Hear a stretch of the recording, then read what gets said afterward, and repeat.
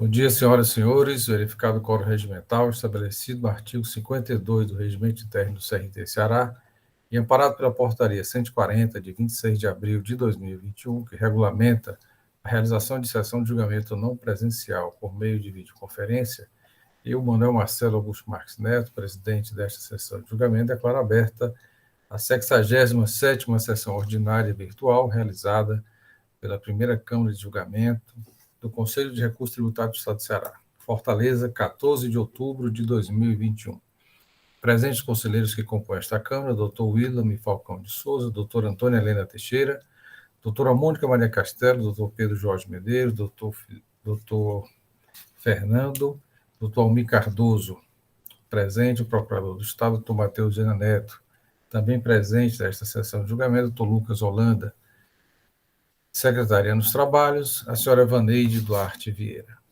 Iniciada a sessão, já foi informado que não teremos processos que serão listados na sessão de hoje, na ata, né? Então, prosseguiremos aqui com a leitura da ata da 66ª sessão ordinária, realizada no dia de ontem, com as observações feitas pelos senhores conselheiros e, posteriormente, a aprovação. Vaneide, com a palavra. Bom dia a todos. A ata da 66ª sessão ordinária virtual, realizada por videoconferência da primeira Câmara de Julgamento do Conselho de Recursos Tributários do Estado do Ceará do ano 2021.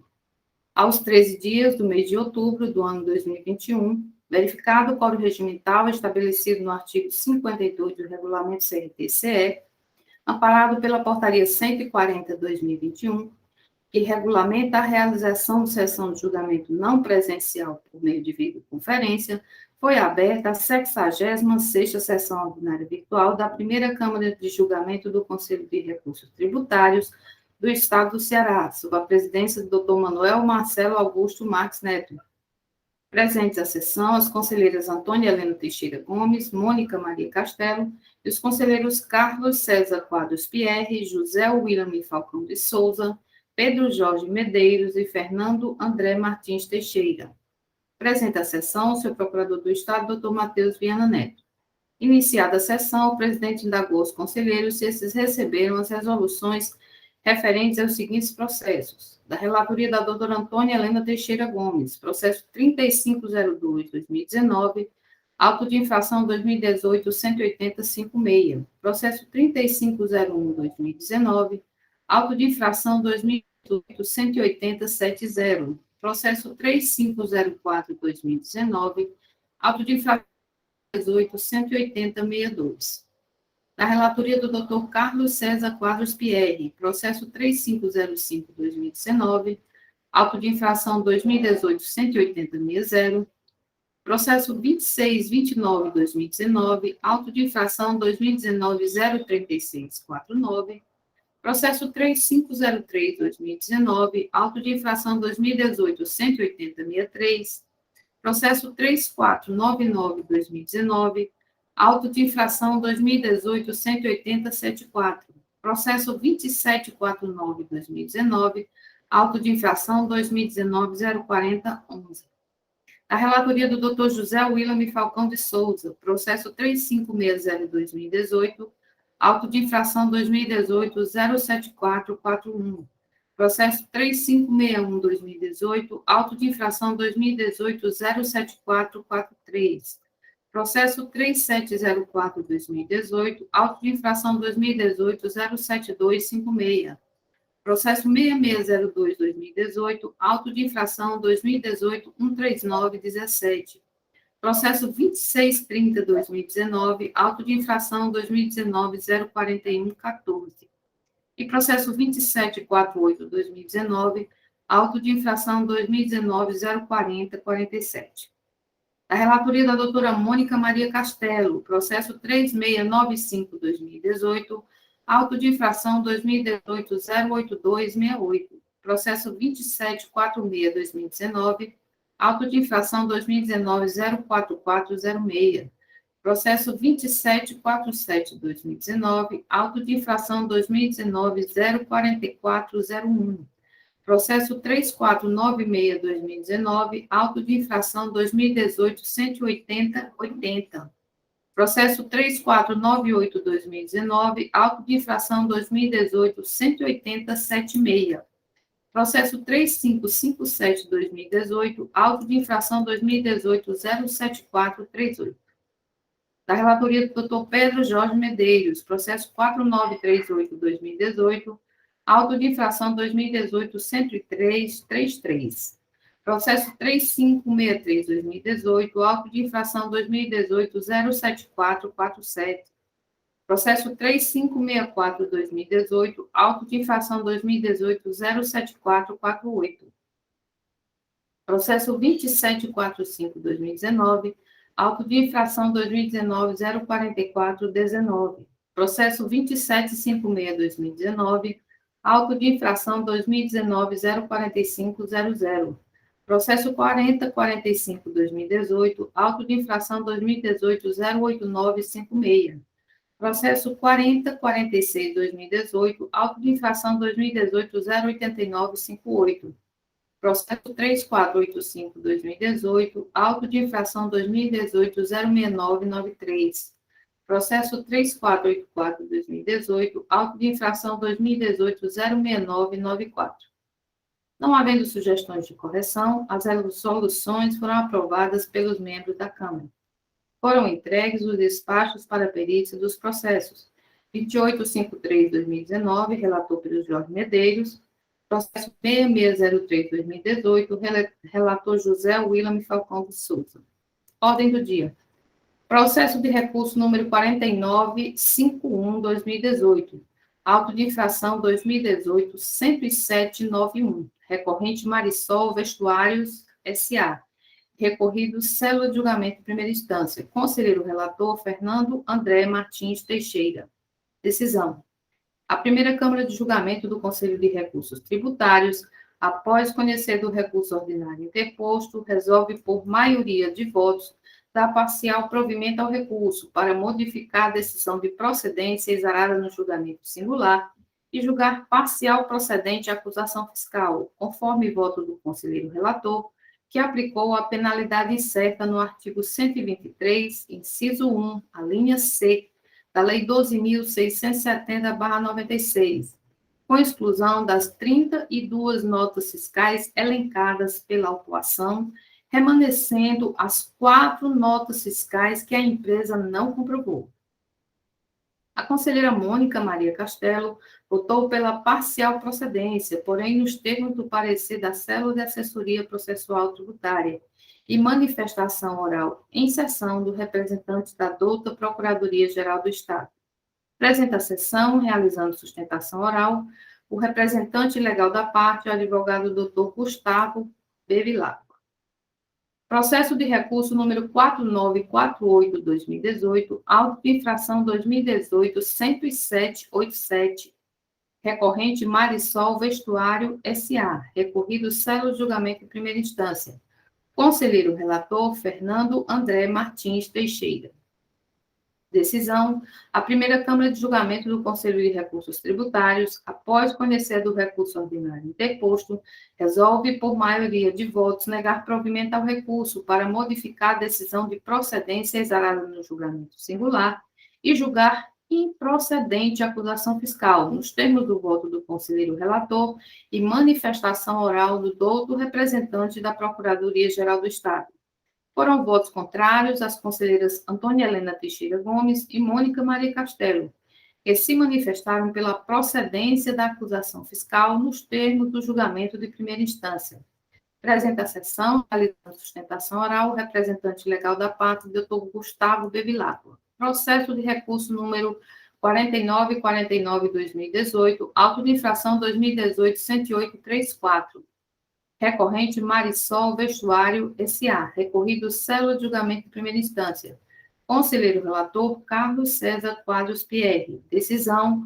A primeira Câmara de Julgamento do Conselho de Recursos Tributários, após conhecer do recurso ordinário interposto, resolve, por unanimidade de votos, dar parcial provimento ao recurso, para confirmar a decisão exarada no julgamento singular e julgar parcial procedente a acusação fiscal, conforme voto do conselheiro relator, nos termos do parecer da Célula da Assessoria Processual Tributária e manifestação oral em sessão do doutor representante da Procuradoria-Geral do Estado. Presente a sessão, realizando sustentação oral, o representante legal da parte, doutor Gustavo Bevilacqua. Processo de recurso número 4952-2018, auto de infração 2018-108-27, recorrente Marisol Vestuário S.A. e célula de julgamento de primeira instância, recorrido ambos. Conselheiro relator, Carlos César Quadros Pierre. Decisão: a primeira Câmara de Julgamento do Conselho de Recursos Tributários, após conhecer do reexame necessário e recurso ordinário interpostos, resolve preliminarmente afastar por unanimidade de votos a nulidade do auto de infração por erro na metodologia adotada pelo agente fiscal.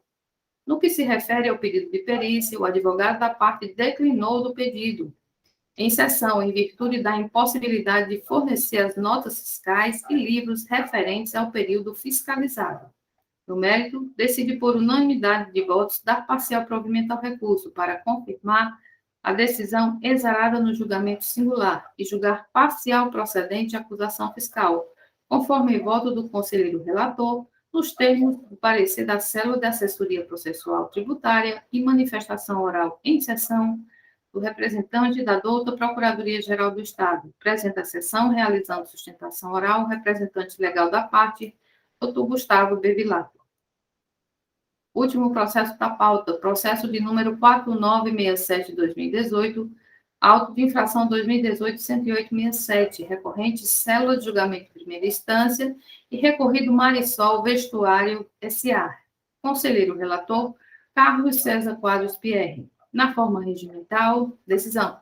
Na forma regimental, o presidente da primeira Câmara de Julgamento, doutor Manuel Marcelo Augusto Marques Neto, concedeu vista do processo ao conselheiro José William Falcão de Souza, nos termos do artigo 58, parágrafo 1º, da portaria 145/2017, para realizar as verificações necessárias ao deslinde da questão, ficando definido que o processo deverá ser recolocado em nova pauta de julgamento a ser posteriormente definida.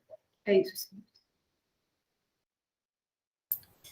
Senhores, eu percebi o segundo processo, Evaneide, é um equívoco, se você puder já votar. O segundo processo da pauta fala em negar provimento, na verdade é dar provimento ao recurso. Foi improcedente, tá? Saiu lá negar. E o penúltimo processo, que é o processo que é o recurso, processo 4952/2018, em que é recorrente Marisol e célula de julgamento, temos que ajustar, dar parcial provimento ao recurso ordinário e negar provimento ao reexame necessário. Faltou aí o negar provimento ao reexame necessário. Alguma outra observação, senhores? Pelo menos foi o que eu percebi. Então, fazendo esses ajustes, a ata aprovada. Vamos dar prosseguimento à nossa sessão com a ordem do dia, e já anuncio o processo. Processo, a 67ª sessão virtual, do dia 14 de outubro.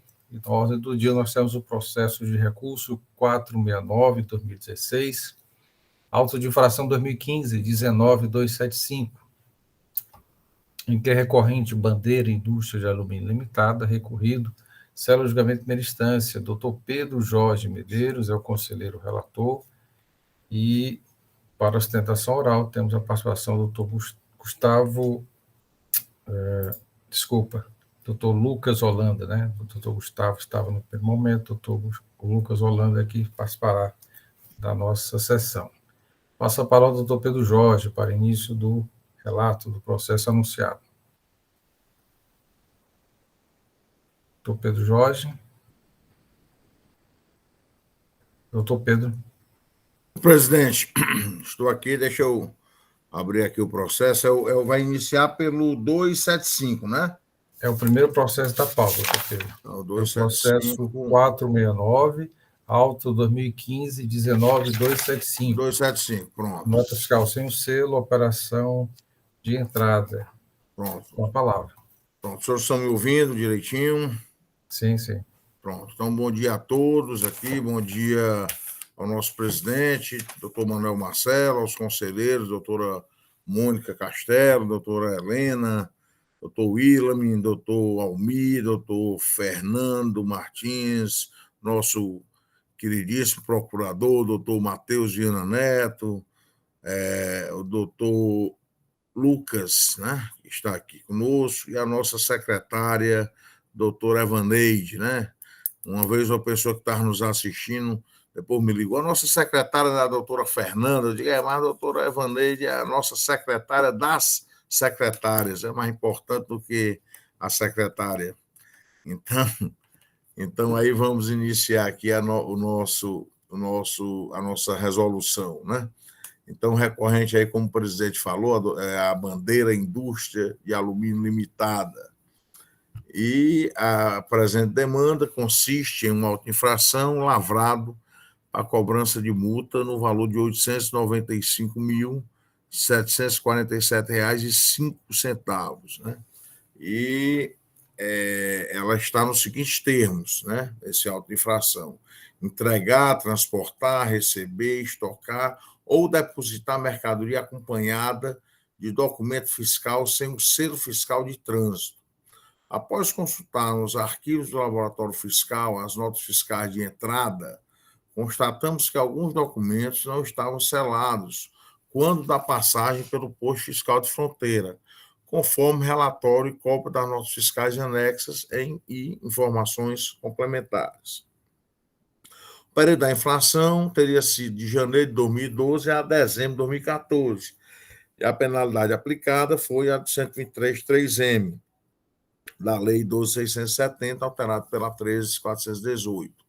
Segundo o fiscal, entre 1º de janeiro de 2012 e 16 de dezembro de 2014, com base no cruzamento de dados, verificou-se a existência de notas fiscais de entrada interestadual que não foram seladas no sistema de controle da Cefaz, o Cometa, nos postos fiscais de fronteira do estado do Ceará. As notas fiscais de entrada em questão foram informadas na declaração de informações econômico-fiscais e escriturada no livro de registro de entrada, mas não foram registradas no sistema Cometa, quando da entrada no estado do Ceará. Frisa, portanto, o fiscal que a empresa infringiu o artigo 157 do decreto 24.569, descumprindo obrigações acessórias, ficando sujeito a penalidades cabíveis. As folhas 130, a autuada apresentou impugnação, preliminarmente fundamentando sua argumentação em 2 pontos. A nulidade do auto por cessamento de direito de defesa em razão da dubiedade da indicação do ato ilícito cometido e pela impossibilidade de corresponsabilização do sócio da empresa. No mérito, a autuada sustenta sua defesa também em 2 pontos: a efetiva internalização das mercadorias e a ausência de motivação para penalizar o contribuinte, e os vícios na indicação da infração cometida e na indicação do dispositivo legal que embasa o auto de infração. As folhas 183, tendo em vista o pedido de perícia realizado pela parte em sua impugnação e a constatação pelo julgador de que há, dentro dos documentos dos autos, algumas notas fiscais com selo de trânsito e que foram tidas como não seladas, foi remetido o processo para a célula de perícia. As folhas 185, a CEPED junto aos autos a perícia técnica realizada sobre a documentação, concluindo pela presença de notas fiscais erroneamente indicadas como não seladas, sugerindo correção na base de cálculo utilizada na determinação do valor da multa aplicada ao contribuinte. Não houve manifestação do contribuinte em relação ao laudo pericial. Em análise de primeira instância, o julgador entendeu pela parcial procedência da ação fiscal, né? Afirmou, primeiramente, que a indicação do sócio no processo administrativo é apenas de caráter formativo e que em nada altera a sujeição passiva da relação tributária instaurada. Afasta ainda a ideia do cesseamento de defesa, porquanto estaria claro nos autos que a conduta ilícita estaria ligada à falta de aposição do selo fiscal em operações interestaduais, dando perfeito conhecimento ao autuado do dever jurídico inobservado. Não antevê ainda a possibilidade de negar a ocorrência da infração por conta de escrituração dos documentos fiscais. Por fim, frisa que o auto merece reparo na base de cálculo da penalidade, tendo em vista as informações trazidas pela perícia técnica. As folhas 402 e seguintes, o autuado apresentou recurso ordinário, repisou nas preliminares os argumentos já estabelecidos na impugnação, ainda que acrescentando novos julgados paradigmas. Quanto às questões de mérito, baseia sua argumentação nos seguintes pontos: operações interestaduais no ano de 2012, informadas através de arquivo magnético, e a desnecessidade de aposição de selo fiscal em razão do texto vigente à época. O artigo 157, parágrafo 1º, inciso 7 do Decreto 24.569 de 97. Segundo, o reenquadramento da penalidade em razão da não incidência do imposto nas operações de entrada, com consequente aplicação do artigo 126, parágrafo 1 da Lei 12.670, alterado pela Lei 13.418. Analisando o caso, a Assessoria Processual Tributária emitiu parecer sugerindo conhecer o regime necessário e apenas em parte conhecer o recurso ordinário, para negando provimento a este, manter a decisão de parcial procedência da primeira instância. O não conhecimento do recurso ordinário está adstrito à parte que toca a defesa acerca da corresponsabilidade do sócio, vez que não haveria documento que indicasse poderes à pessoa jurídica e seus representantes legais para operarem tal defesa. Acho que faltou aí a procuração, né? Não sei, o doutor Matheus vai se manifestar aí sobre isso.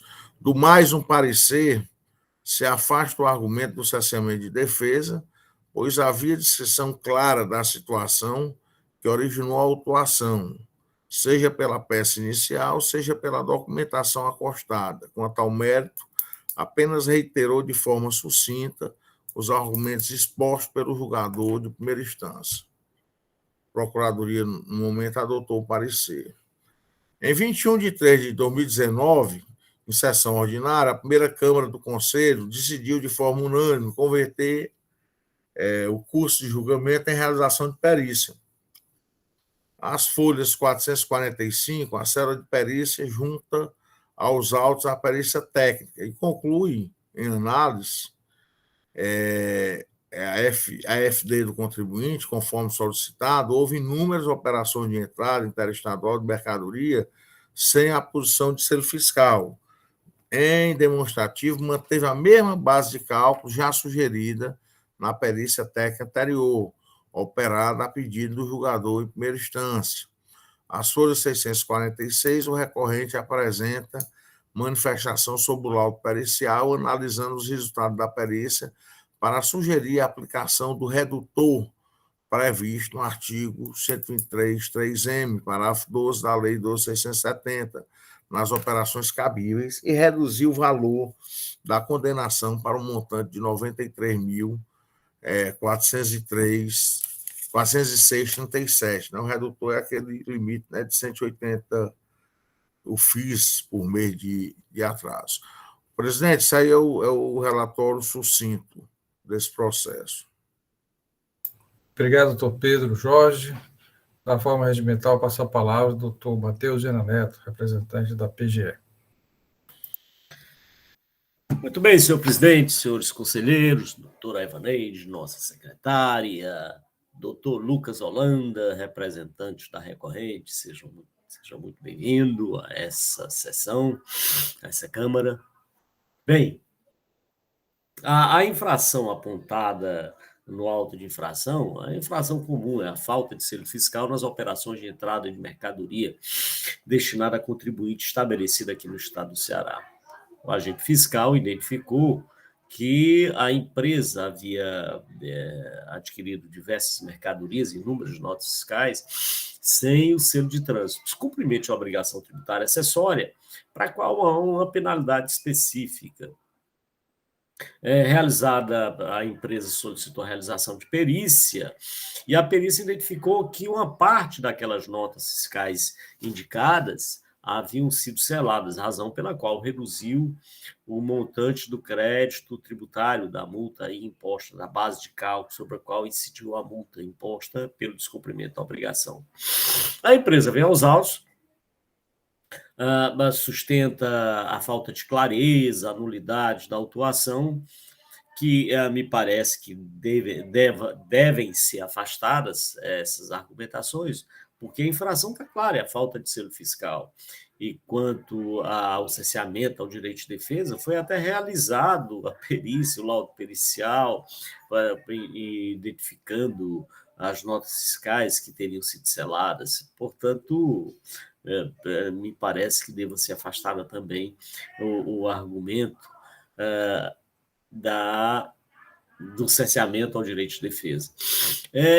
Remanescem, então, dois argumentos da empresa, que seria a exclusão dos sócios, da indicação da responsabilidade do sócio pela infração, e aí um ponto já indicado pelo nosso digno conselheiro relator, doutor Pedro, de que os sócios foram representados aí pela empresa sem uma procuração, sem a pessoa jurídica, e que, portanto, não caberia, ele não teria condições de fazê-lo, não teria essa competência legal para fazer a defesa do sócio. Mas, independentemente da empresa ter ou não competência, a verdade é que o sócio aí, no presente caso, não estão sendo responsabilizados pelo crédito tributário.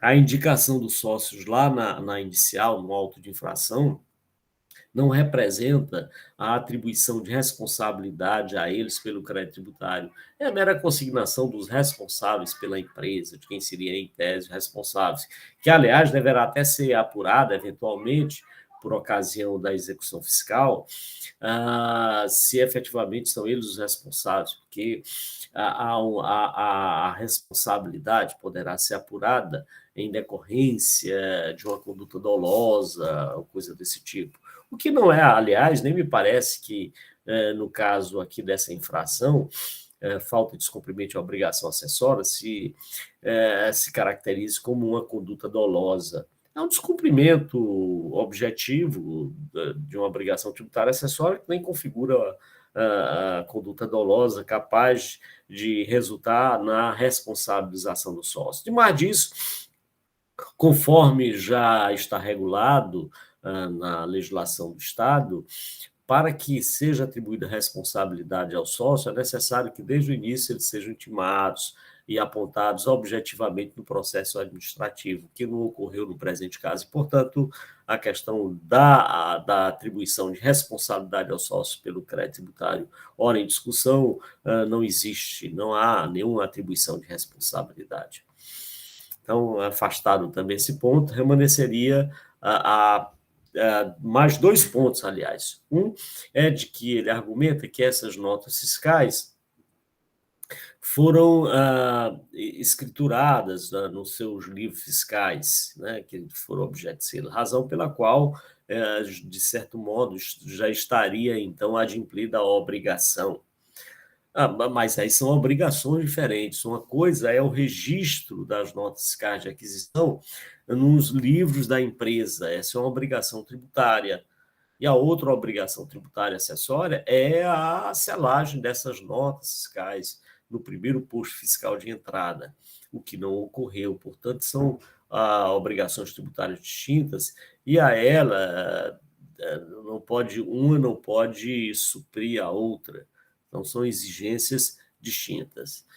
Finalmente, quanto à aplicação da sanção mais benigna, que é do artigo 126, parágrafo único, não há de ser aplicado também a presente situação, porque no presente caso, as operações não estão sujeitas à substituição tributária, são destinadas à empresa, à indústria, e as mercadorias destinadas à indústria não se sujeitam à substituição tributária. Portanto, não há nem que se falar em comprovação do recolhimento do imposto. Ela adquire esses produtos, vai industrializar e vai revendê-los.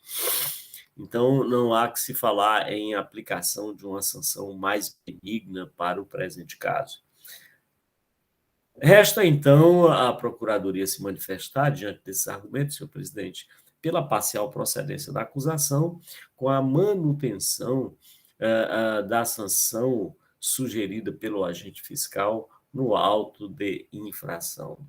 E é dessa forma que a Procuradoria se manifesta e vai escutar com muita atenção aqui o doutor Lucas, quem sabe ele traga argumentos novos que possam dirimir a presente acusação. É isso, senhor presidente. Obrigado, doutor Matheus Viana. Uma questão de ordem. Doutor Pedro Jorge, quer acrescentar alguma coisa? Eu queria só entender aqui do doutor Matheus se é a manutenção do agente fiscal, o posicionamento dele, do auto de infração ou do julgador de primeira instância, porque o julgador de primeira instância foi pela parcial procedência e não foi pela procedência, né? Não, eu sou pela parcial procedência, sim. Pelo julgador de primeira instância. Com exclusão das notas fiscais que já foram identificadas. Mas com atenuante também, com atenuante, o pedido o atenuante. O atenuante utilizado pelo julgador singular. Só uma questão de ordem. É uma questão de ordem. Teve dois laudos periciais, né? O primeiro laudo pericial ocorreu, subsidiou a decisão da primeira instância, do julgamento singular. Este processo esteve em sessão e foi baixado em nova perícia. Tiveram duas perícias, né? Isso, a segunda perícia para verificar se as notas fiscais tinham sido escrituradas. Então, talvez fosse interessante, doutor Pedro, fazer a leitura, ou pelo menos o destaque, né, do segundo laudo pericial, que traz algumas informações interessantes, se estão ou não escrituradas na FD. Há um pedido da doutora Mônica, na época, relatora, e daí é o motivo da segundo laudo. Vamos ouvir o doutor Lucas, né, e depois o senhor destaca aí essa questão do laudo pericial. Pode ser? Ok, Pedro?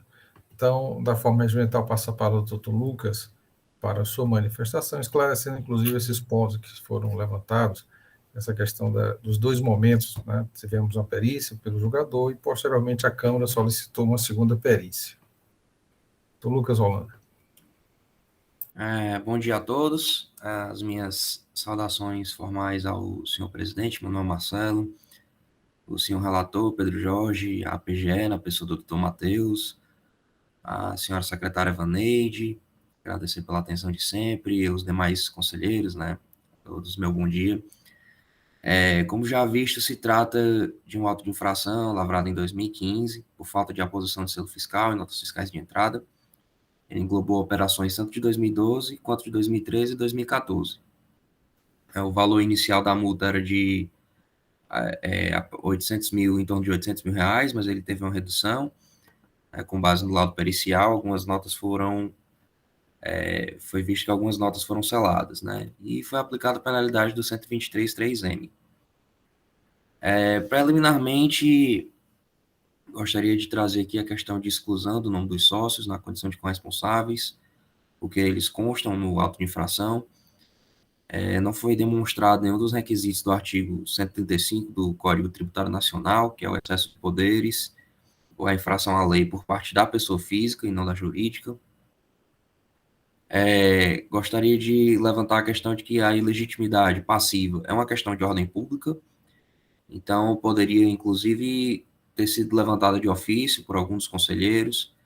É uma questão que pode ser conhecida a qualquer momento. Além disso, trazer também que houve uma alteração na Lei 15.614, que é a lei que trata da organização do CONAT, pela Lei 17.251, em 2020, ela passou a prever a competência do CONAT para discussão sobre imputação de responsabilidade, né, a infração de lei tributária. Então, em razão disso, a defesa entende que é cabível essa discussão quanto à exclusão do nome dos sócios, né, que tanto pode ser conhecido por ser de ordem pública quanto por ser de competência do CONAT, e no mérito deveria haver a exclusão, pois não houve demonstração dos requisitos para que o nome dos sócios conste no auto de infração. Com relação à nulidade, gostaria de mencionar uma possível extemporaneidade. O que acontece? A ciência do contribuinte, conforme o termo de início, se deu no dia 25 de junho de 2015, e a ciência do termo de conclusão deveria ter ocorrido até o dia 25/12 de 2015. No entanto, no AR consta a data 28. Então, isso é um caso de nulidade, e seria um caso de impedimento do agente autuante, conforme o artigo 821 do regulamento do ICMS, e conforme o artigo 53, parágrafo 2º, inciso 3º do decreto 25.468. No caso, seria um caso de impedimento e isso ensejaria uma nulidade. Então, a defesa se manifesta pela nulidade e subsidiariamente pela realização de perícia para constatação da data de postagem do AR, porque não foi possível ver o rastreamento, então seria necessária a realização de perícia para ver se o AR foi postado na data correta. Para embasar essa questão da perícia, cite-se as resoluções 249, 259, 266 e 267, todas dessa Câmara e todas de 2017, em que houve uma nulidade do auto de infração porque foi realizada a perícia e constatada a data do AR. E no caso se viu que houve uma extemporaneidade. Uma segunda argumentação para a nulidade reside no fato de que se menciona a penalidade do 123.3M, mas no final do relato infracional, o agente autuante destaca o artigo 126. Aí ele coloca conforme, e aí menciona o 126, e o 126 ele tem uma penalidade de 10%, não de 20%. Então, o agente autuante fala como se fosse o 123.3M, mas menciona o 126 e aplica a penalidade do 123.3M, e ficou um pouco confuso, né, qual a penalidade que o agente autuante desejava aplicar. Até porque a outra discussão que aqui vamos traçar, que é referente também à aplicação do 126, né, caso essa Câmara entenda que o 123.3M que não seja um caso de nulidade, né, a defesa subsidiariamente se manifesta pela parcial procedência para o reenquadramento para o artigo 126, né, tendo em vista que o próprio agente autuante menciona que se trata de estabelecimento industrial, que o julgador monocrático, o julgador monocrático destaca: o contribuinte não fez comprovação do recolhimento e não há como admitir que tenha feito, porquanto, na condição de estabelecimento industrial, está a priori desobrigado de recolher o imposto sob o referido regime. Então, o julgador monocrático, apesar de a gente discordar de algumas questões, ele destaca que o contribuinte está na condição de estabelecimento industrial. Então, isso ensejaria a aplicação do artigo 126. E o artigo 126 ele tem um redutor do parágrafo único, que prevê a redução da penalidade de 10% para 1%, né, caso as operações estejam escrituradas em livros fiscais, e contábeis. No caso, deve-se incluir os livros contábeis também, a redação que o artigo tinha antes de 2017. Além dessa questão de parcial procedência, com amparo isso, cito aqui a resolução 16 de 2018, também da sua primeira Câmara. Esse tribunal tem uma série de entendimentos no sentido de reenquadramento da penalidade do 123.3M para o 126, parágrafo único, já que o 126 ele alberga várias obrigações acessórias, né, que é o caso da falta de aposição de selo.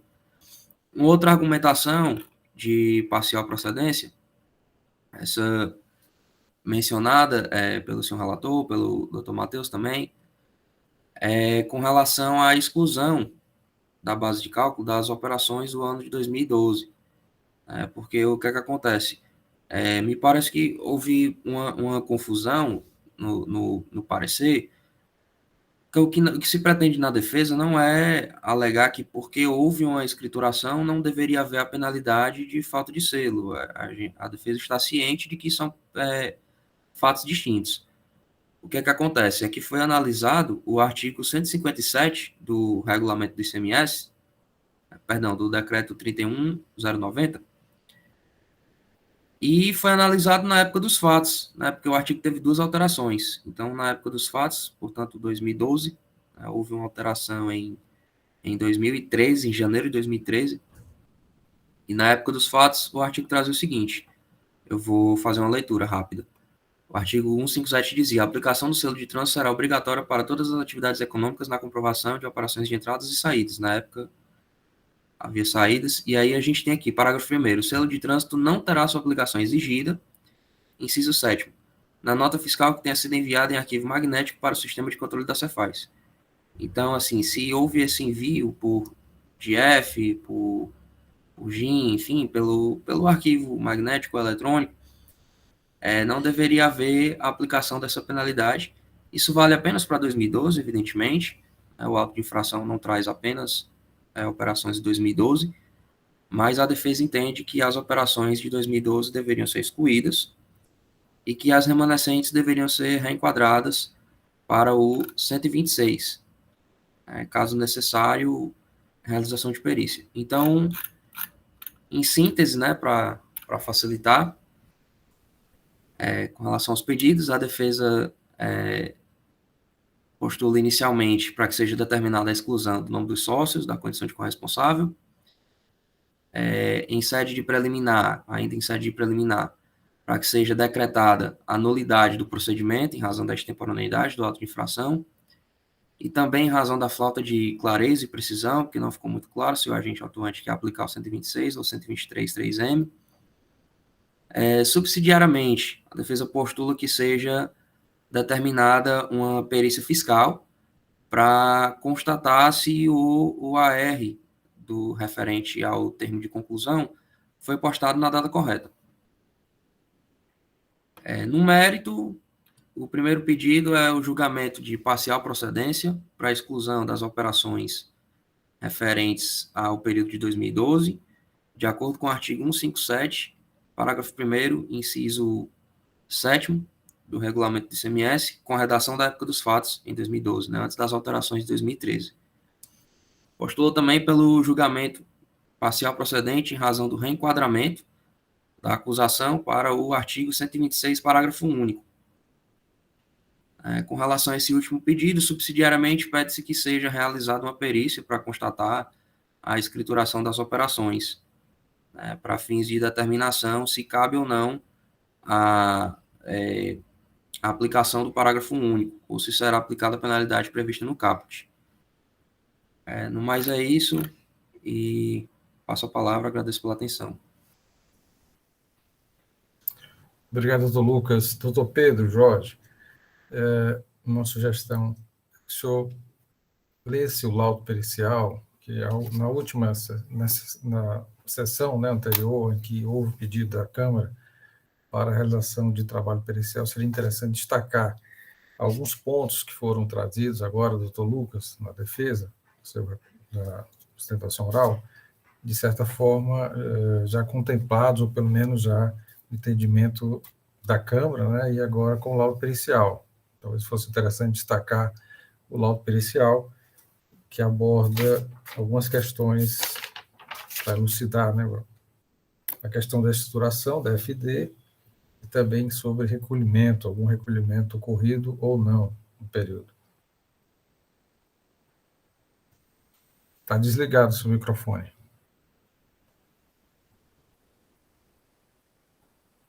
Eu estou tentando encontrar aqui esse segundo laudo pericial que eu não estou achando, mas eu vou tentar aqui ver se eu consigo encontrar. Posso lhe aqui. ajudar, Pedro? Claro, claro. A senhora encontrar aí, pode ler aí, doutora Helena. Vou fazer aqui uma leitura. Massa. Valendo que eu vou tentar encontrar aqui para eu ir acompanhando.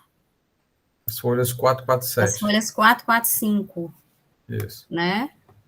Ele diz assim, conclusão. O trabalho pericial consistiu... Doutora Helena, Oi? doutora Helena, talvez fosse interessante observar os quesitos, né? Sim. Só observar os quesitos. Tá.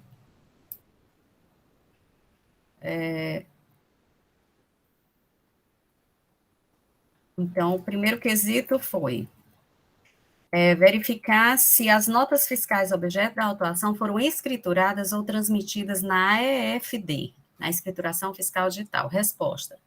Analisando a escrituração fiscal digital do contribuinte com utilização do programa validador e assinador, para a importação dos expedientes fiscais mensal, constatamos que diversas notas fiscais de entradas interestaduais, objeto da autuação, totalizando o montante 4,478 e tal, não foram escrituradas na FD, conforme demonstrados em relatórios elaborados pela auditoria fiscal. Elaboramos uma planilha, tal. Então, essas notas fiscais foram designadas como insumo, uso e consumo, bem como nas coluna FD, com informações de escrituração, selo fiscal, com o número do selo, passagem se foi anterior. Então, elas não foram escrituradas na FD. 2. Se existe imposto a ser recolhido pela autuada nas operações de entrada. Resposta, sim. O ICMS do diferencial de alíquota nas notas fiscais cujos produtos foram classificados como uso e consumo pela perícia, não consta recolhimento e não foram apurados na conta gráfica excetuada as notas fiscais de entrada 21.511, 111, 469 e 20, exercício 2012, que se encontram escrituradas informação do diferencial de alíquota. Vale salientar que na conta gráfica é lançado o número da nota, o valor correspondente, tal. Então, não foi recolhido o imposto diferencial de alíquota. 3. Se efetivamente foi recolhido o imposto devido. Resposta. Em consulta aos DAIs pagos no Sistema Controle da Receita, constatamos o recolhimento do ICMS mensal de apuração para os exercícios 2012, 2013 e 2014, de acordo com a escrituração dos registros fiscais na apuração do ICMS, operações próprias geradas pelo expediente fiscal. Em relação ao diferencial de alíquota dos itens classificados como uso e consumo, não consta o recolhimento no Sistema de Controle e Receita Estadual. Diante desse posto, considerando as consultas que foram realizadas no Sistema Cometa, constatamos que o contribuinte realizou operações de entrada interestaduais de mercadoria, acompanhadas de documentos fiscais sem a posição de selo de trânsito, tal, conforme demonstrado no quadro abaixo. Então, pronto, os quesitos eram verificar se tinha sido feita a escrituração, verificar se tinha sido feito o recolhimento mensal e verificar se tinha sido feito o recolhimento referencial às notas fiscais de aquisição de material de uso e consumo. A perícia registrou aí, concluiu que as notas não estavam, algumas notas no valor de 4 milhões não estavam escrituradas na FD, que foi feito o recolhimento mensal normal, referente aos períodos 14 e 15, mas com relação às notas fiscais de aquisição de bens de uso e consumo, não foi recolhido o ICMS diferencial de alíquota. Doutora Helena, mas já houve uma diferença em relação à primeira perícia, né? Porque, sim. Então, vamos dizer, porque como o auto foi 800 e poucos mil, primeiro, assim, inicial, então era 8 milhões e tanto, não era isso? Aí passou para 2.731.489, né? 2.700. Pelo valor dessa segunda perícia. Que parece que a base de cálculo passou a ser 2.731.489. Era de 4 milhões, passou para 2 milhões. Ficou mais ou menos metade do valor, né? Aí o valor, vamos dizer, o valor do auto caiu de 800 e pouco para 400 e alguma coisa, não é isso? Os 20%, né? Doutor William Falcão tinha pedido a palavra. Senhor presidente, só a questão que eu vi o doutor Lucas falar em várias nulidades. Eu fui olhar aqui a ata do processo quando foi convertido em perícia, Sim, é porque eu estou olhando aqui no sistema, né? O processo físico, às vezes, deixa de alguma coisa vir para cá. Não sei se deixou. Mas aqui está assim, a primeira Câmara resolve, por decisão unânime, afastar a preliminar de nulidade em razão de cerceamento do direito de defesa arguído pela recorrente. Só essa, cerceamento do direito de defesa. Mas, pelo que eu entendi, ele está trazendo agora extinção do processo por ilegitimidade de direito passivo, que tem o nome dos sócios, pelo que eu entendi é isso. Também está trazendo um questionamento que o auto de infração não foi cientificado dentro do prazo previsto na legislação, porque por conta do AR, fiz até o AR, eu não vi que essas questões aí, aqui na ata, que foram discutidas no passado, ele está levantando essa questão como preliminares, né? Como preliminares. Estou só mostrando isso aí que eu ouvi, não sei se tem mais alguma novidade. Lembra da extinção por conta dos sócios e da questão do prazo do auto de infração por conta do AR, da data do AR, que tem lá o AR, da ciência, do contribuinte. Está trazendo essas questões aí. E aqui agora só uma questão de correção. Na pauta, tem que o recorrente é Bandeira Indústria de Alumínio Limitada. Mas tanto é, e também tem barra Seju, tem que colocar isso porque houve o reexame necessário. Pronto, é só para alertar que eu vi isso aqui. Ok, doutor William. Assim, a parte também traz, em alguns momentos, um pedido de perícia, né? Esse processo já teve 2 ocasiões na célula de perícia. Então, daí a importância de destacar os motivos, principalmente essa segunda decisão, a decisão da Câmara, né? No sentido da perícia para verificar se estão ou não escriturados os documentos fiscais, o valor recolhido, né, referente ao diferencial de alíquota, e a doutora Helena, né, fez a leitura do laudo pericial. Inclusive, está pedindo a palavra, acredito, para esclarecer algum outro ponto. Evidentemente que as nulidades suscitadas, e aí a importância de verificar na ata da sessão anterior aquilo que já foi apreciado, para que não, até porque não podemos mais reapreciar. Doutora Helena, com a palavra. Eu queria só tirar uma dúvida com o doutor Lucas, porque, assim, o encaminhamento da perícia, o último encaminhamento, foi para verificar se as nossas fiscais estavam escrituradas na EFD.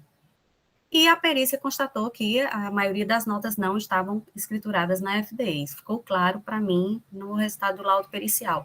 Mas, salvo engano, doutor Lucas, me esclareça, por gentileza, a parte está argumentando que as notas fiscais estariam escrituradas na contabilidade da empresa e, por isso, ele pede a redução da penalidade. É isso, doutor Lucas? Porque aí ele pede que seja aplicado a penalidade com a redação anterior à alteração da lei? É exatamente o que eu gostaria de destacar, né? Eu confesso que eu não sei porque eu não está aqui nos meus arquivos, como foi solicitado cópia, eu não estou localizando o segundo laudo, mas pela leitura feita pela senhora conselheira, se vislumbrou que foi constatado apenas se houve ou não escrituração em EFD, né, e não foi analisada a escrituração contábil. Eu entendo que deveria ser analisado também a escrituração contábil, porque os fatos são anteriores a 2017, e na redação antes de 2017, se previa que as prestações poderiam estar regularmente escrituradas nos livros fiscais ou contábeis do contribuinte, né? Então, foi uma questão que a perícia não abordou, de fato. Mas, doutor Lucas, a parte, me permita, senhor presidente, a parte trouxe algum documento que comprovasse, que demonstrasse essa escrituração contábil? Ou está apenas alegando? Acredito que no recurso. Teria que conferir aqui.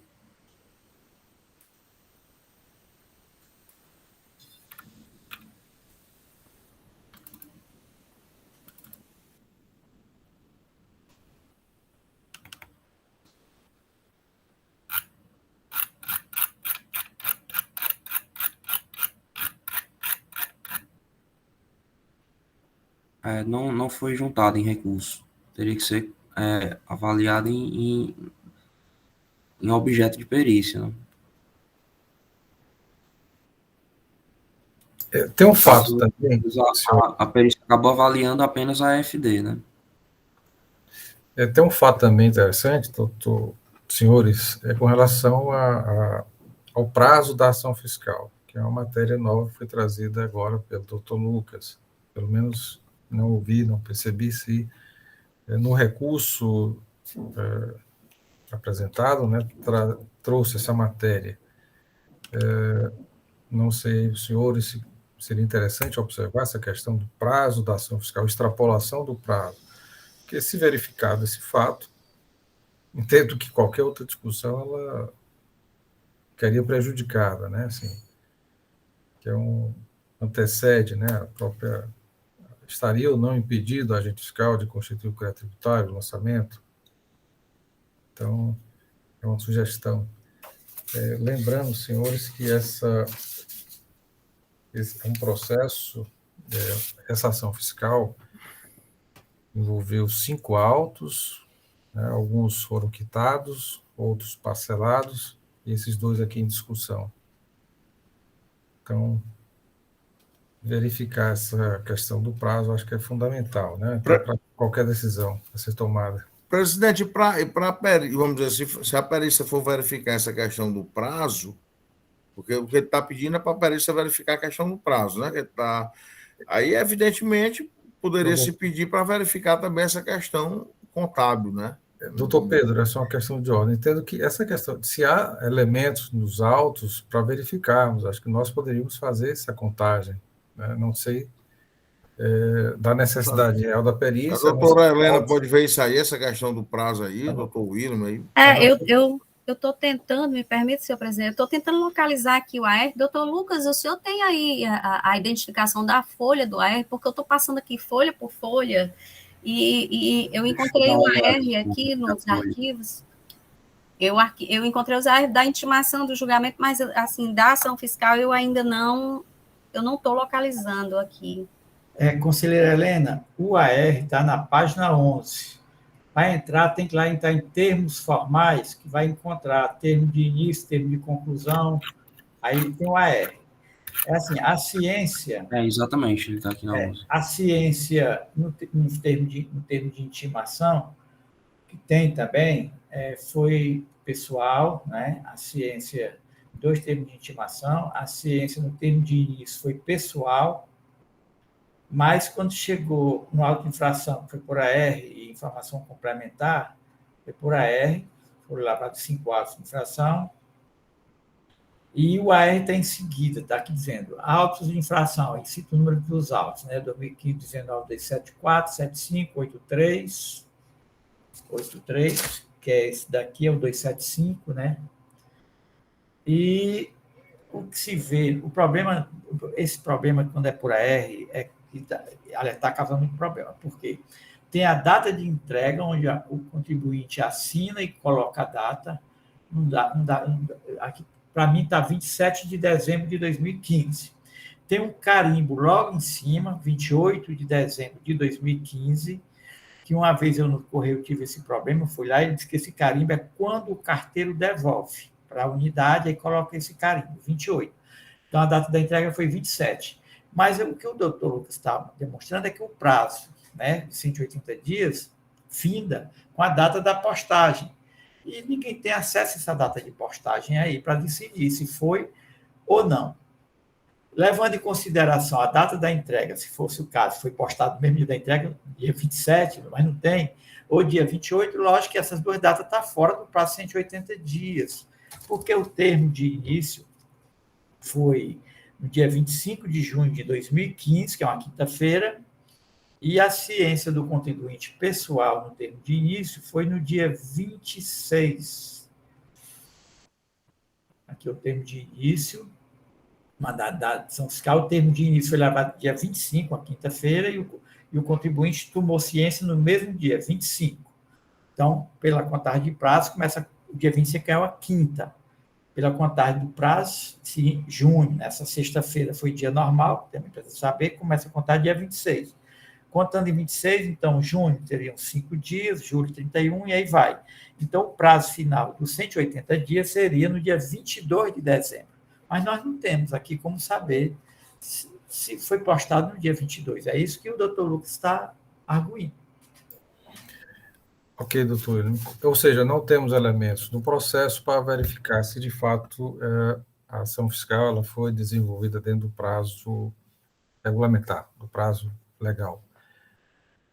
Entendo que qualquer decisão a ser tomada nesse processo, teríamos que verificar, testar se, de fato, foi dentro do prazo, ou extrapolou ou não o prazo. Pelo menos é o entendimento. Ouvi o doutor Matheus Viana, se realmente é o primeiro passo a ser dado, né, para um novo encaminhamento da perícia para obter esses elementos. Senhor presidente, pelos argumentos que foram utilizados pelo recorrente, quanto a esse da ultrapassagem do prazo de 180 dias, eu também estive olhando, acompanhando as considerações feitas tanto pela doutora Helena quanto pelo doutor William, e a gente não consegue identificar efetivamente a data da postagem.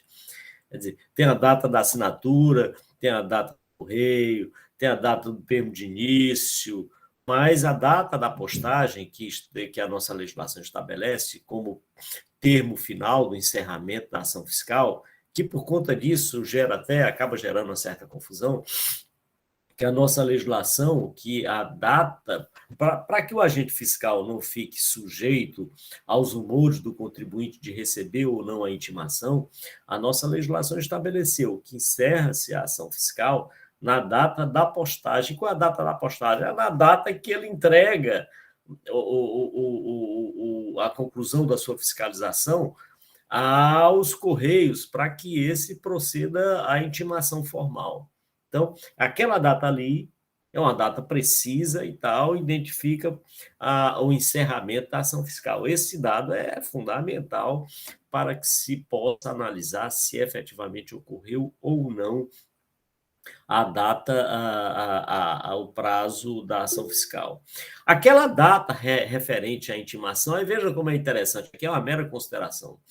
Aquela data em que o contribuinte toma conhecimento, aí sim, aquilo ali que a partir daquela data que começa a ocorrer o prazo para fins dele fazer a impugnação. São coisas diversas. Então, quando ele toma conhecimento, é que aí passa a correr o prazo para a impugnação do auto de infração. Mas só tem essa data. E ele impugnou no prazo, aí está correto. No prazo da impugnação ele fez. Mas não temos essa data anterior. Isso é um dado relevante, efetivamente.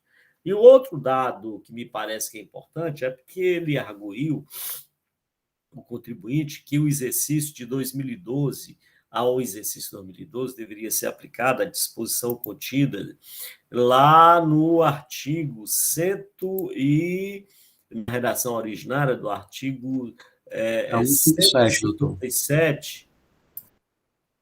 Como? 157.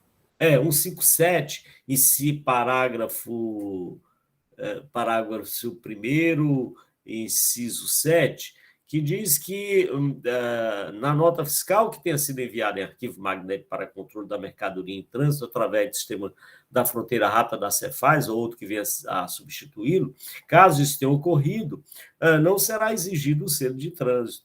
Então, me parece que esse argumento do contribuinte é relevante também para se verificar por ocasião da diligência que vai ser feita. Quer dizer, é a terceira diligência, mas é porque os fatos vão surgindo, e aí, à medida que os fatos vão surgindo, você tem que descortiná-lo, tem que analisá-lo. Então, razão pela qual a Procuradoria entende que deve sim ser feita a diligência para que esses dois elementos sejam esclarecidos. Ou seja, se a época da infração, em que ocorreu a infração, a empresa havia enviado os arquivos magnéticos, efetivamente o período de 2012, não é isso? Acho que é o período de 2012. Se ele havia enviado as informações daquela forma, aliás, como preliminar, a questão do prazo, né? Essa é a primeira questão do prazo. A segunda é essa, e a terceira é a questão da escrituração que ele sustenta que deveria ser utilizado, se ele escriturou ou não, contábil, o fiscal, para verificar isso. Já que vai fazer a diligência, esgota logo o assunto, então. É isso que a Procuradoria entende, senhor presidente. Doutora Helena, com a palavra.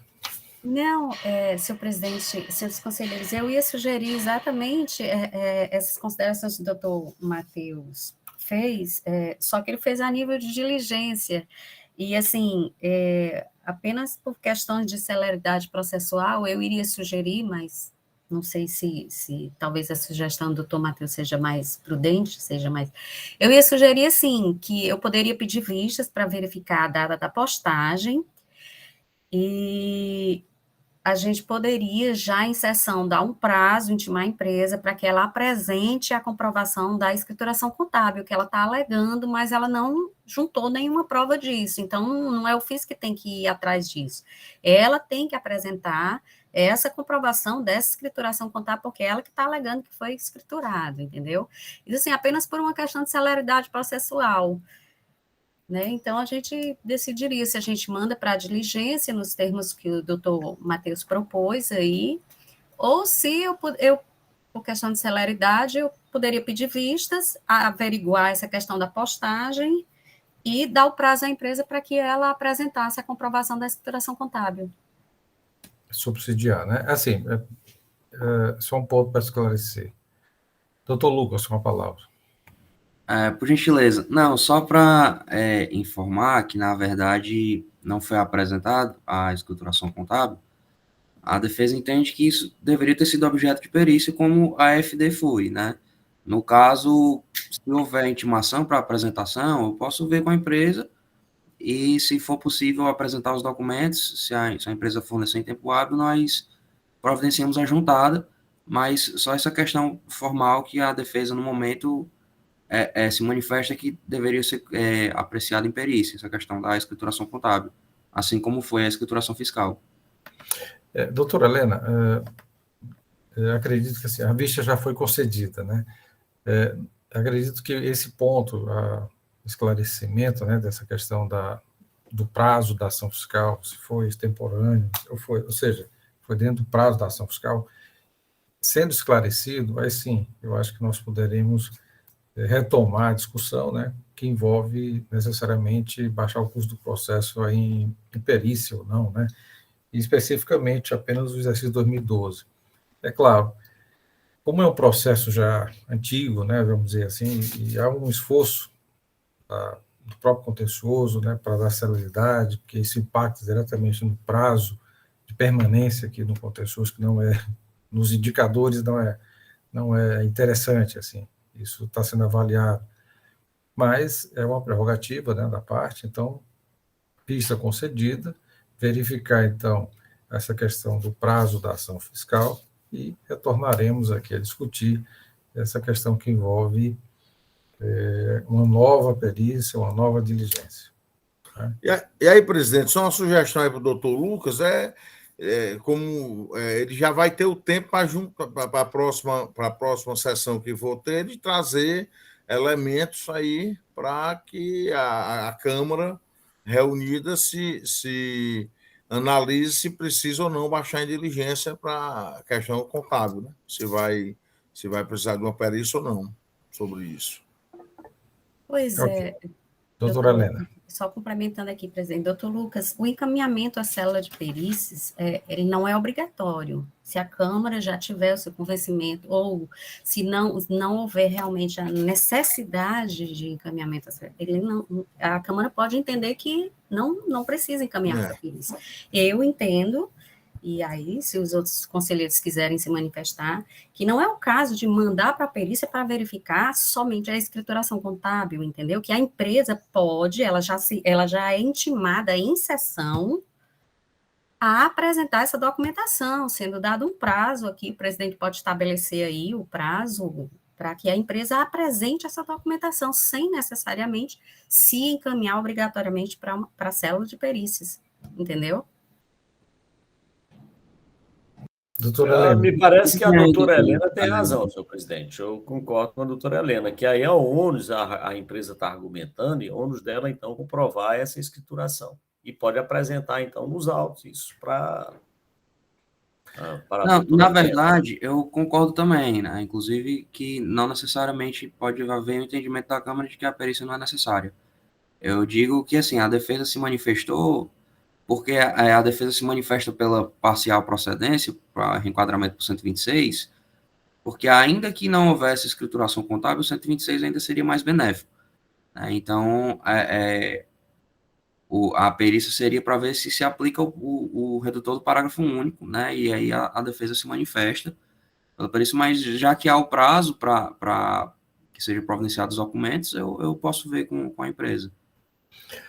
O que, na verdade, que se busca a verdade material, enfim, realmente aplicar aquilo que está sendo exigido. E precisamos de caso de elementos, né? Aplicar o 126, o 126 parágrafo único, teríamos que ter elementos que comprovassem a situação, se de fato a operação sujeita ou não ao recolhimento, o imposto já foi recolhido.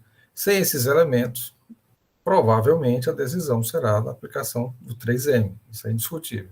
Então, acredito que a empresa também pode contribuir. Vista concedida, vamos então para o segundo processo da pauta, que também é da empresa Bandeira Indústria de Alumínio Limitada, processo 449/2016, auto de infração 2015-19274. Recorrente Bandeira Indústria de Alumínio Limitada, recorrido, célula de julgamento de primeira instância. Dr. Pedro Jorge Medeiros é o conselheiro relator, e já passo a palavra. Acredito que há um erro, há um equívoco aqui, porque a decisão da primeira instância foi pela parcial procedência, né, doutor Pedro? Então, recorrente, bandeira e célula de julgamento, recorrido ambos. Doutor Pedro Jorge com a palavra, doutor Lucas Holanda, representante da empresa, no momento oportuno, concederei a palavra. Doutor Pedro Jorge. Quanto presidente, aqui renovando aqui o bom dia a todos. A demanda aqui foi uma multa de R$ 32.939.847,70. Entregar, transportar, receber, estocar ou depositar mercadoria acompanhada de documento fiscal sem o selo fiscal de trânsito. Após análise de documentação, acima qualificado, constatamos que o mesmo emitiu notas fiscais de saída interestaduais, sendo que essas não foram registradas na saída do posto fiscal de fronteira, ou seja, não houve a posição de selo de trânsito de saída. O período foi 12 de 2012, 12 de 2013 e 11 de 2014. Penalidade 123.3M da Lei 12.670. Segundo fiscal, entre 1º de janeiro de 2012 e 16 de dezembro de 2014, com base no cruzamento de dados, entre entradas e saídas, notas fiscais emitidas que passaram nos postos fiscais, verificou que diversas notas de saídas interestaduais não passaram pelos devidos postos fiscais, ou seja, não foram autenticadas pelos agentes do fisco, inexistindo a aplicação do selo de trânsito. Após inúmeras intimações para que justificasse a situação das citadas saídas, não houve retorno por parte do contribuinte, o que viabilizou a clara conclusão de que, na verdade, a saída não for devidamente registrada. Houve o descumprimento de obrigação acessória, ficando sujeito às penalidades cabíveis, né? A autuada apresentou impugnação, houve adição de primeira instância, né? O contribuinte foi intimado durante eu vou fazer rápido, porque isso aqui foi, né? Foi intimado durante o procedimento fiscalizatório para esclarecer os fatos, sendo incabível em sede de julgamento de legalidade do auto lavado, realizar nova intimação para tanto, considerou descabido, do mesmo modo, a realização de intimação, tal, para que terceiros destinatários de mercadoria venham um processo administrativo, comprovar o recebimento da mercadoria, do mais, ainda sobre as preliminares, frisou o julgador que foi a sua competência promover a retirada do sócio, aí foi em cima da defesa do contribuinte. Posteriormente, o julgador disse que não tinha cabimento a realização do procedimento pericial, ele afastou a perícia, né? E, no mérito, ele disse que o fisco, né, comprovou que as operações existiam, que ficou provado pelos dados do sistema eletrônico, cabendo ao contribuinte comparecer quando intimado para esclarecer e provar a devida efetivação das operações destinadas a outras unidades da federação, né?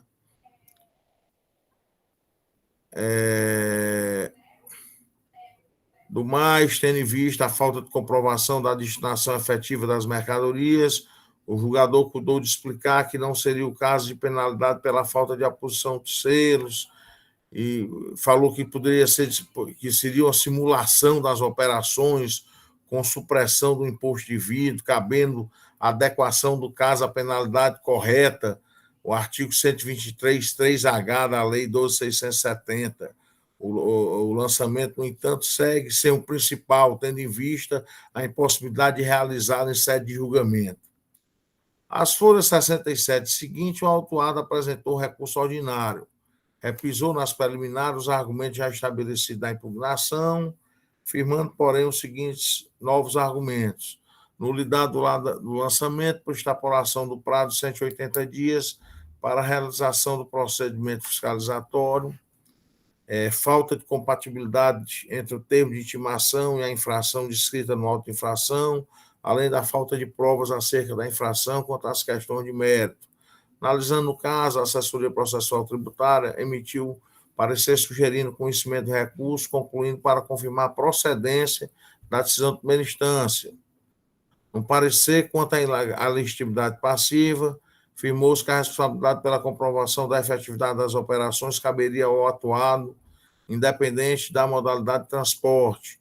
Este, diga-se de passagem, também o motivo pelo qual a assessoria indeferiu o pedido da perícia.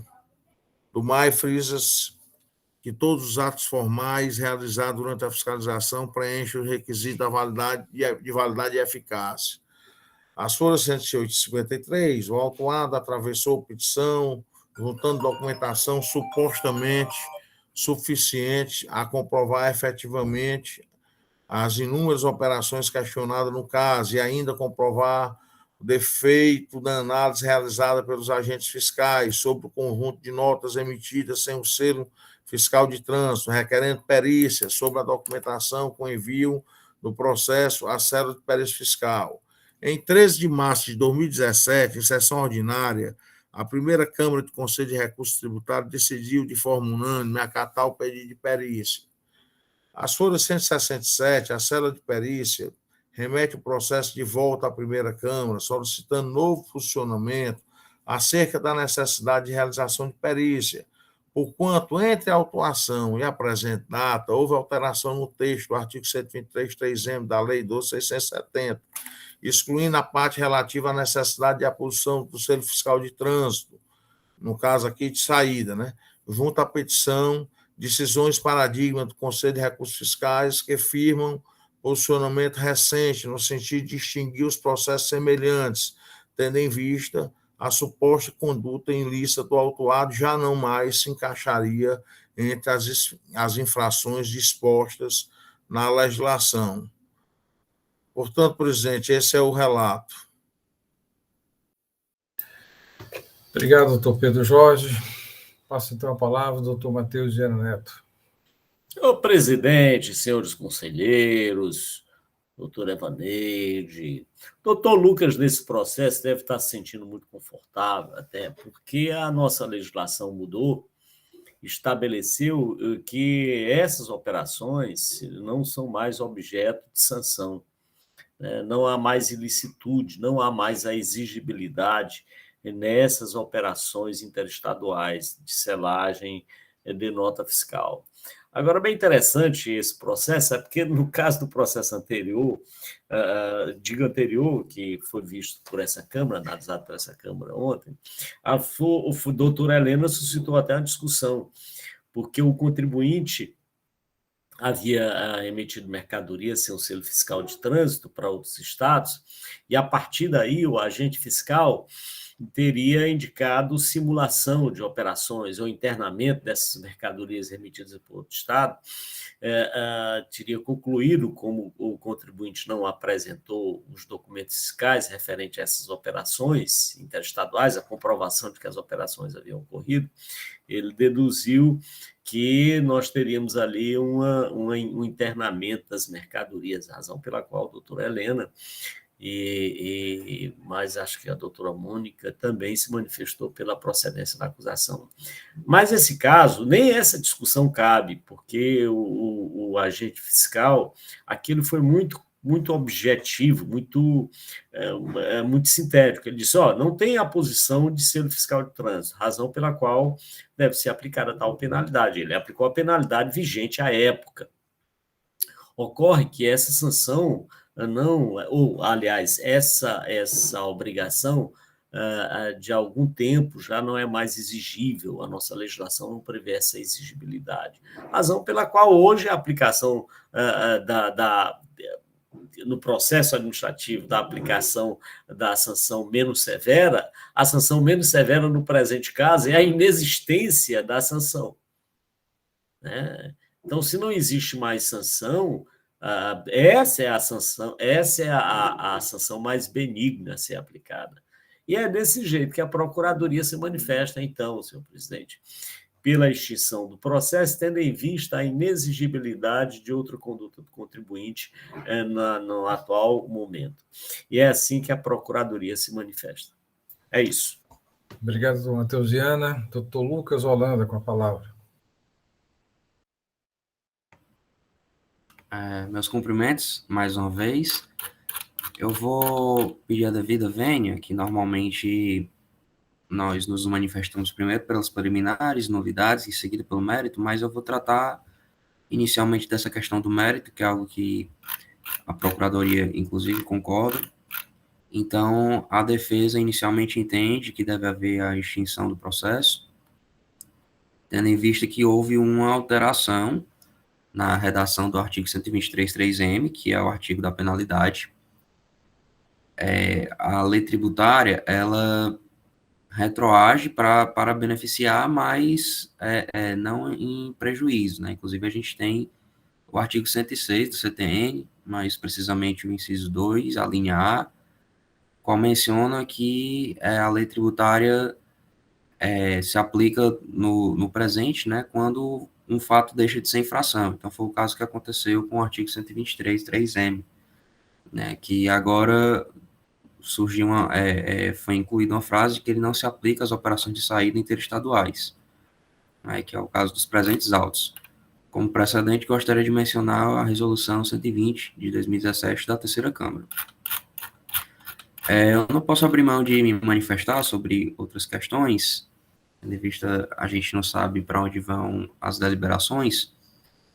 Eu gostaria de trazer novamente a questão da exclusão do nome dos sócios da condição de corresponsáveis, tendo em vista que as condições do artigo 135 do CDN não foram demonstradas, que a ilegitimidade passiva é uma matéria de ordem pública, que pode ser conhecida, inclusive, de ofício, pode ser alegada, inclusive, de ofício por algum dos senhores conselheiros, que houve essa mudança na Lei 15.614, de 2014, que trata da organização do CONAT, que passou a prever a competência para a discussão de imputação de responsabilidade.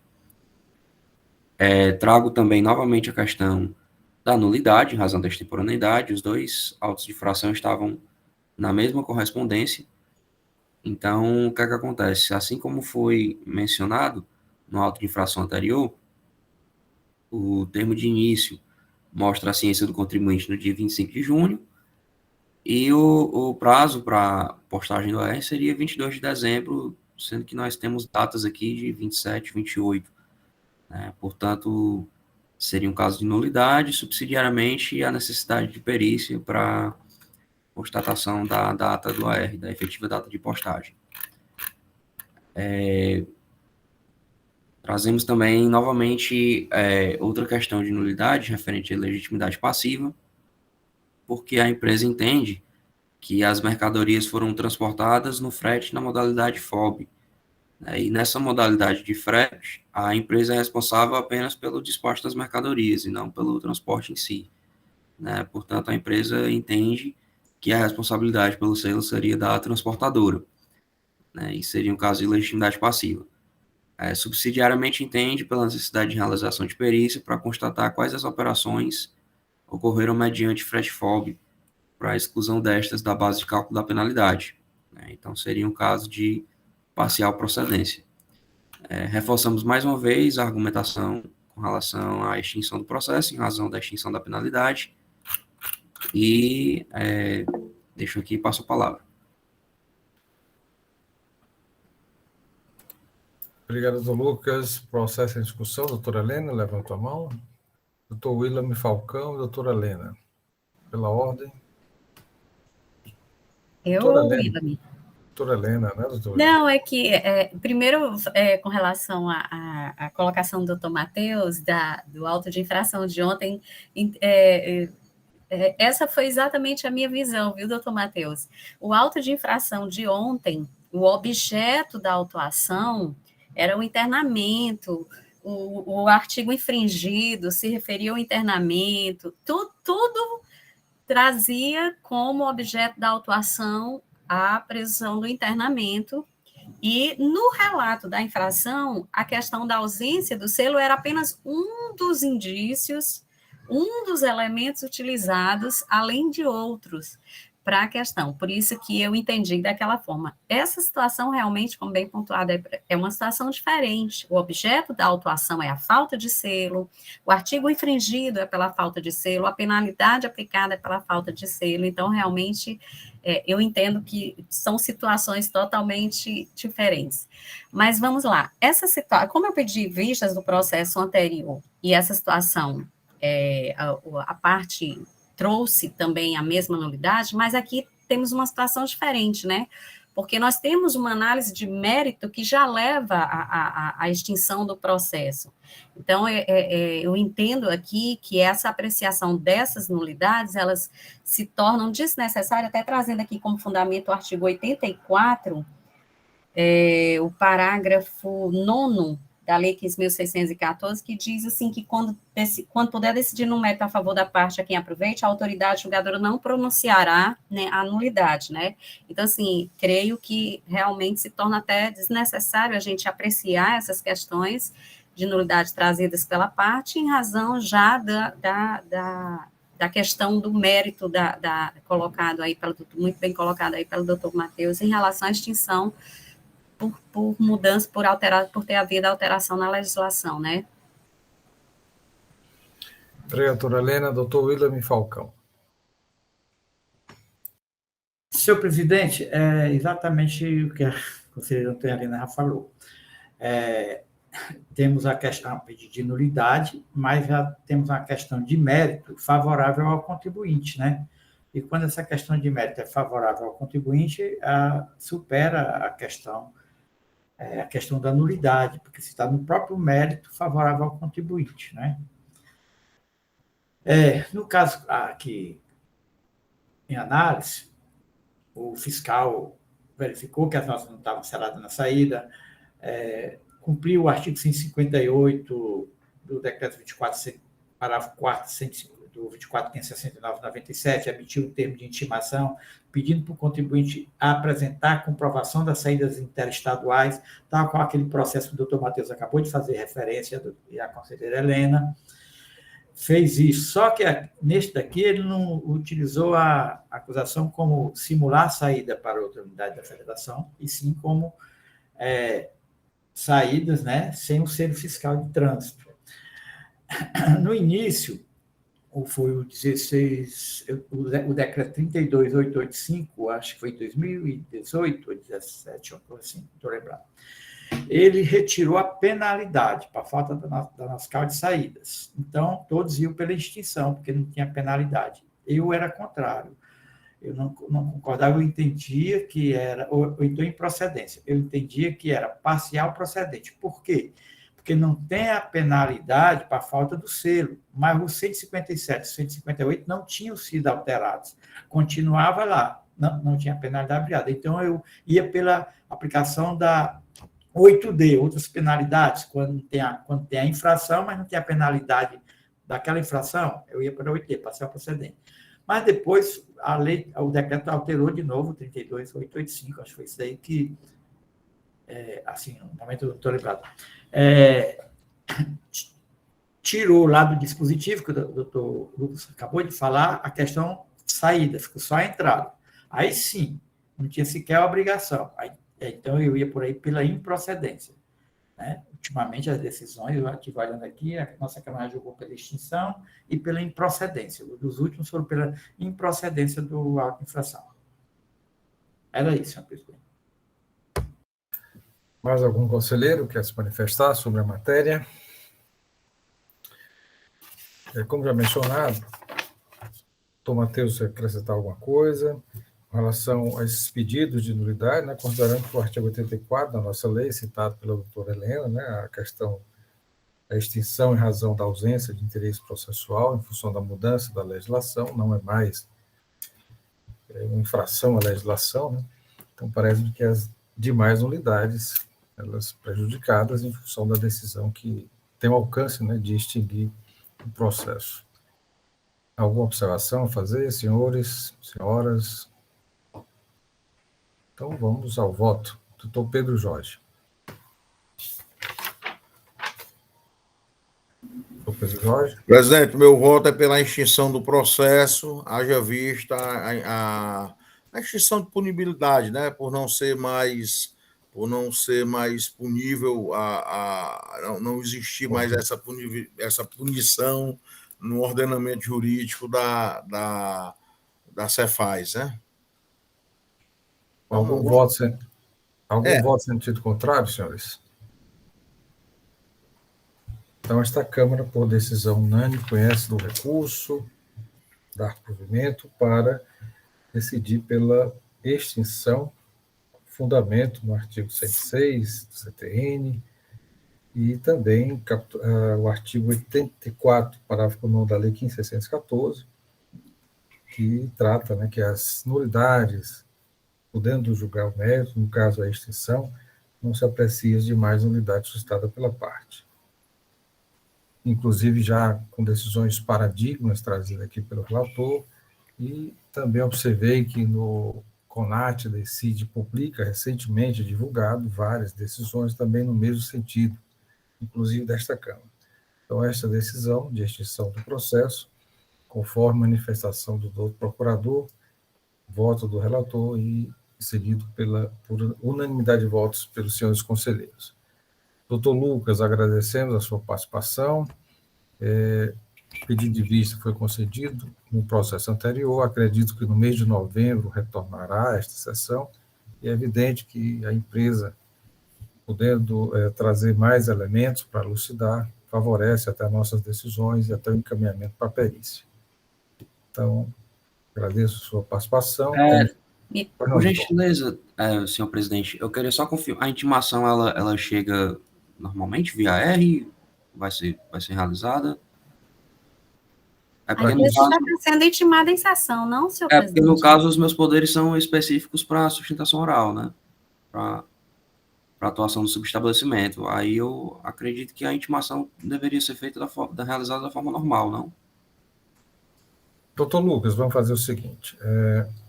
Foi dada a oportunidade para a empresa apresentar um elemento. O senhor leva ao conhecimento da recorrente e a próxima sessão, tendo elementos, né, para encaminhar a perícia, faremos. Caso contrário, os senhores conselheiros decidirão de acordo com os elementos dos autos, né? Entendo que foi dada a oportunidade para apresentar outros elementos para elucidar, caso não apresente. Então, tudo bem, é apenas uma dúvida, por uma questão formal. Vou entrar em contato com a empresa e a gente providencia essa documentação. Eu queria agradecer a atenção mais uma vez, né, e vou pedir licença para me retirar. Até logo, um bom dia a todos. Bom dia. Senhores, temos mais 2 processos, eu sugiro um intervalo de 5 minutos, retornaremos com os 2 últimos processos da pauta da relatoria do Dr. William Falcão. 5 minutos.